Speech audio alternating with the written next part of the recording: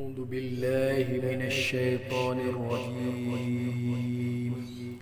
ويل يومئذ للمكذبين الذين يكذبون بيوم الدين وما يكذب به إلا كل معتد أثيم إذا تتلى عليه آياتنا قال أساطير الأولين كلا بل ران على قلوبهم ما كانوا يكسبون. Bismillahirrahmanirrahim. Nah, kembali lagi bersama saya. Fa inna ahsanal kalami kalamullah wa khairal huda huda Muhammad wa syarrul umuri muhdatsatuha fa inna kulla muhdatsatin bid'ah wa kulla bid'atin dhalalah wa kulla dhalalatin finnar. Saya lagi ingin berbicara tentang muhdas. Tadi muhdatsatin bid'ah ya, wa kulla muhdatsatin bid'ah wa kulla bid'atin dhalalah. Jadi ini cerita tentang Syekh Abdul Qadir Jailani. Ini juga muhdas yang banyak itu. Kita tahu bahwa Syekh Abdul Qadir Jailani ini adalah berpaham Hambali ya. Berpaham Hambali. Berbicara Syekh Abdul Qadir Jailani, nilai dan kualitas akidahnya memang benar-benar ahlus sunnati wal jamaah. Berbicara tauhid yang diyakini oleh Syekh Abdul Qadir Jailani adalah tauhid dari ahlus sunnah wal jamaah, bukan tauhid bikinan.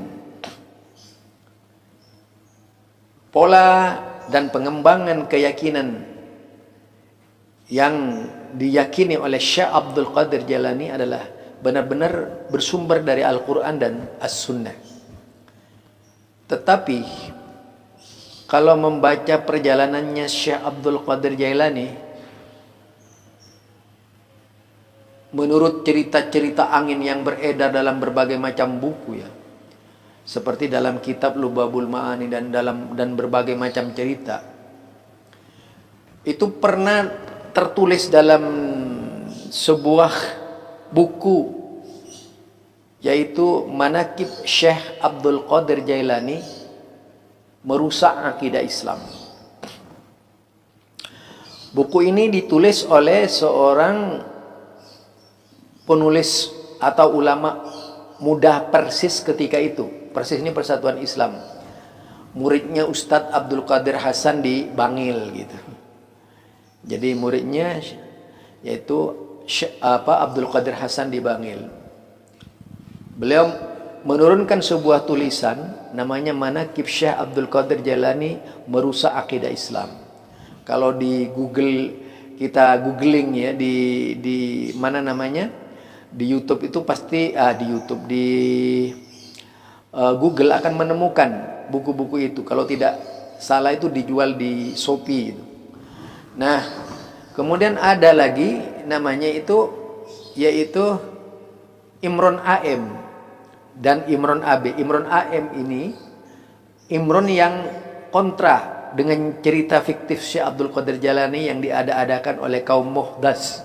Tadi kan intinya kenapa saya selalu menyebut wa kullu muhdatsatin bid'ah, itu karena apa yang saya sampaikan itu membahas tentang muhdas yang beredar di masyarakat. Berita muhdas. Muhdasat ya, kaum muhdatsatin ini. Para pendolang yaitu muhdasat ya, muhdasah. Nah, ini berkembang beredar di tengah masyarakat terkait dengan Syekh Abdul Qadir Jailani. Misalnya kisah tentang Syekh Abdul Qadir Jailani kejar-kejaran dengan malaikat maut misalnya. Suatu saat Syekh Abdul Qadir Jailani ini mengadakan perjalanan, tiba-tiba melihat sosok seorang ibu yang menangis gitu. Mengapa ibu menangis? Oh ya Syekh, anak saya meninggal. Padahal saya sangat menyayangi anak saya. Tidak tega dengan ibunya ini. Bayangkan saudara, ini kalau bukan dusta apa namanya ya. Dia langsung Syekh Abdul Qadir Jailani mengejar malaikat tuh. Dia memburu malaikat tadi. Sampai di suatu tempat bertemulah dengan malaikat maut yang mencabut nyawa anak itu gitu. Terjadilah pertengkaran itu di situ. Dan memaksa malaikat maut untuk mengembalikan nyawanya. Ini kan cerita fiktif, saudara. Cerita yang mengada-ngada, cerita yang diada-adakan gitu. Kisah yang tak seharusnya ditolerir. Tapi bukunya itu beredar di tengah-tengah masyarakat. Bukunya itu berkembang. Penulisnya itu terus menggandakan ya. Ada yang dalam bentuk bahasa Arabnya, baik juga itu kisah yang sudah diterjemahkan beredar. Saya dulu juga pernah baca buku itu yang serupa itu, tapi bukan buku tentang Syekh Abdul Qadir Jailani. Kisah-kisah pelik itu yang diambil dari kitab Daqaiqul Akhbar. Itu juga kalau kita cermati itu banyak di situ kisah-kisah khurafat ya. Tapi itu nanti kita bahas tentang kitab Daqaiq gitu. Nah, yang sekarang kita bahas ini adalah Syekh Abdul Qadir Jailani. Kejar tuh. Terjadilah pertarungan dengan malaikat, akhirnya malaikatnya kalah. Ya. Dan akhirnya apa? Syekh Abdul Qadir Jailani itu membawa pulang nyawa anak-anak itu, dimasukkan lagi kepada anak-anak. Nah, ini cerita konyol. Bayangkan cerita yang penuh dengan kedustaan, cerita kaum kadzab gitu, cerita yang tidak sama sekali menunjukkan orang yang baik, bahkan justru menjelek-jelekkan Syekh Abdul Qadir Jailani gitu. Kemudian yang kedua, Syekh Abdul Qadir Jailani ini suatu saat ada orang yang ingin mencoba kehebatan dan kecerdasan serta kepandaian Syekh Abdul Qadir Jailani. Ada sekitar lebih 100 orang mendatangi Syekh Abdul Qadir Jailani.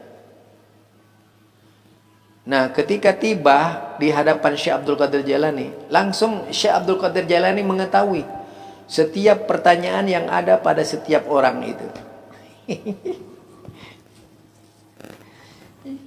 Jadi ini adalah kisah yang sengaja diada-adakan,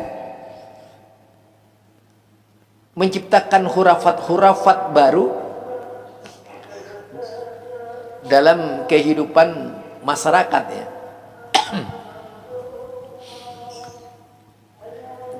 Jadi makin menunjukkan kalau kisah khurafat seperti ini adalah kisah khurafat yang tidak seharusnya beredar di tengah-tengah masyarakat.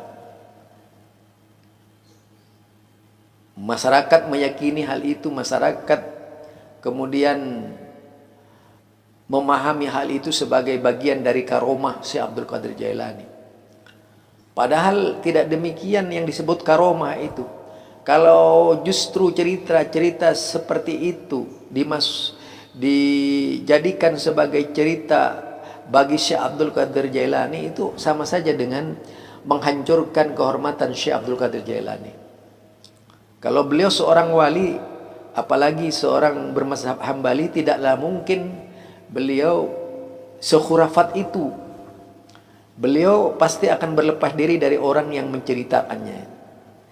Memang sering ya orang-orang di kampung saya begitu, ketika ada orang meninggal itu berusaha mengangkat orang yang meninggal yang sebelumnya tokoh ya,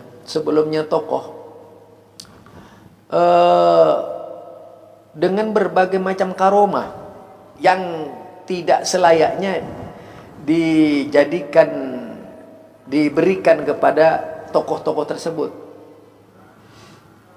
Ini kebiasaan orang. Kalau yang meninggal itu orang karomah, itu biasanya diangkat, oh dulu begini, ayah saya begini gitu. Nah, cerita seperti ini biasa dikembangkan oleh banyak orang. Jadi kisah fiktif tentang Syekh Abdul Qadir Jailani ini menjawab pertanyaan 100 orang sebelum bertanya, karena sudah mengetahui pertanyaan yang ada di dalam hatinya. Nah, tentu itu adalah cerita yang sangat menarik. Karena apa? Wow, hebat banget ya. Orang yang membaca kisah Syekh Abdul Qadir Jailani tadi itu pasti akan terlena, terbawa ke dalam suasana seperti itu. Suasana fiktif yang dikemas oleh orang yang bikin cerpen tentang Syekh Abdul Qadir Jailani tadi itu. Misalnya juga pertemuan Syekh Abdul Qadir Jailani, yaitu dengan ketika ada seorang yang berguru dengan Syekh Abdul Qadir Jailani misalnya.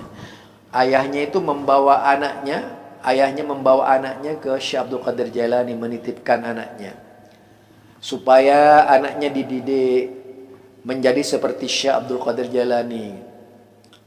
Dalam kisah tersebut kemudian anak itu diserahkan. Setiap minggunya si orang tua mengirim ayam untuk bekal anaknya dan mengirim makanan untuk bekal anaknya gitu. Tetapi justru menurut kisah tersebut Syekh Abdul Qadir Jailani tidak menyampaikan makanan itu kepada anak tersebut. Begitu anaknya bertemu orang tua, makin hari bukan makin bertambah gemuk tapi makin kurus. Hingga suatu saat orang tua tidak kuat lagi, lalu berontak bertanya kepada Syekh Abdul Qadir Jailani, "Syekh, bukankah saya setiap minggu mengirim ayam dan bekal buat anak saya? Mengapa anak saya makin kurus, kerontang, kurus kering seperti ini?" Syekh Abdul Qadir Jailani itu seperti tidak bisa terima, lalu mengajak orang tua itu yaitu mendemonstrasikan kesaktiannya. Tadi tulang belulang yang sudah dibuang kemana-mana itu dipanggil oleh Syekh Abdul Qadir Jailani. Berkumpullah para tulang-tulang ayam yang tadi dimakan Syekh Abdul Qadir Jailani milik anak itu. Jadi tulang ayam dari milik anak itu tadi itu berkumpul seluruhnya. Lalu tulang-tulang itu dengan kehebatannya Syekh Abdul Qadir Jailani dihidupkan, hidup seluruhnya jadi ayam kembali. Lalu berkokok ayamnya, asyhadu an la ilaha illallah, asyhadu anna Muhammadar Rasulullah, Syekh Abdul Qadir Jailani waliullah. Nah, cerita fiktif seperti ini laku di tengah-tengah masyarakat. Percaya banget, wah hebat ya Syekh Abdul Qadir Jailani. Padahal kalau teliti itu dengan cerita ini, itu penuh dengan kedustaan. Akhirnya cerita ini berkembang di masyarakat Madura, masyarakat Jawa Timur itu dengan yaitu hari Blesen namanya. Itu Blesen itu biasanya menyambut yaitu saat tanggal belasan itu ke atas ya. Itu menyambut hari lahirnya Syekh Abdul Qadir Jailani. Dikisahkanlah itu dari kampung ke kampung tentang kehebatan Syekh Abdul Qadir Jailani tadi. Ya Allah, naudzubillah min dzalik.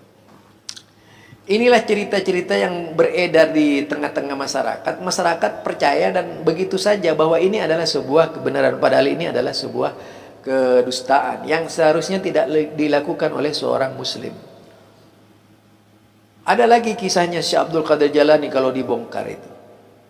Banyaklah.